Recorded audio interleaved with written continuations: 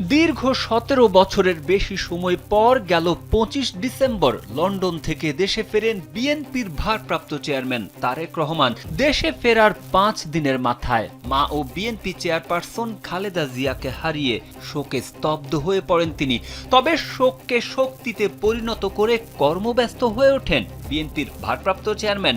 নিয়মিত রাজধানীর গুলশানে বিএনপি চেয়ারপারসনের রাজনৈতিক কার্যালয়ে অফিস করছেন। বিভিন্ন রাজনৈতিক দলের নেতারা ছাড়াও নানা শ্রেণী পেশার মানুষের সঙ্গে সাক্ষাৎ করছেন। আসন্ন নির্বাচনে ঢাকা ১৭ আসনের পাশাপাশি বগুড়া ৬ আসনেও বিএনপির প্রার্থী হয়েছেন তারেক রহমান।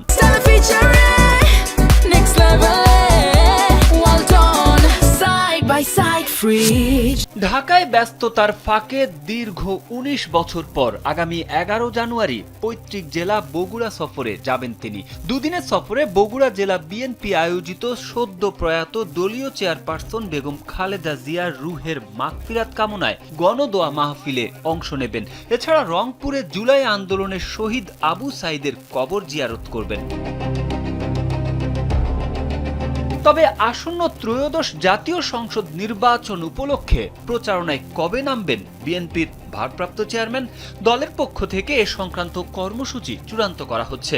বিভাগীয় পর্যায়ে জনসভার পাশাপাশি ঢাকার কয়েকটি আসনেও ধানের শীষের প্রার্থীদের পক্ষে প্রচারে নামবেন তিনি।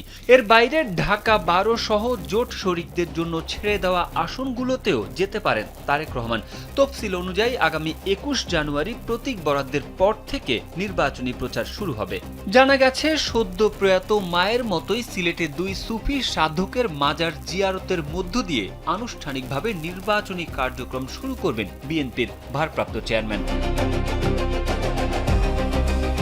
বিএনপির আগামী নির্বাচনের মধ্য দিয়ে ক্ষমতায় আসার উজ্জ্বল সম্ভাবনা থাকায় বিভিন্ন রাজনৈতিক দল শ্রেণী পেশার মানুষ তারেক রহমানের সঙ্গে সাক্ষাতের মধ্য দিয়ে একটা যোগসূত্র তৈরি করতে চায় বলে অভিমত রাজনৈতিক বিশ্লেষকদের।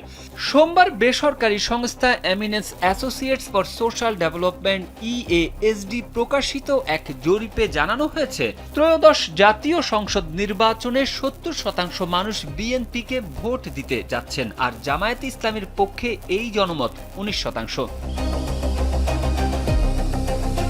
তারেক আহমেদ, কালবেলা।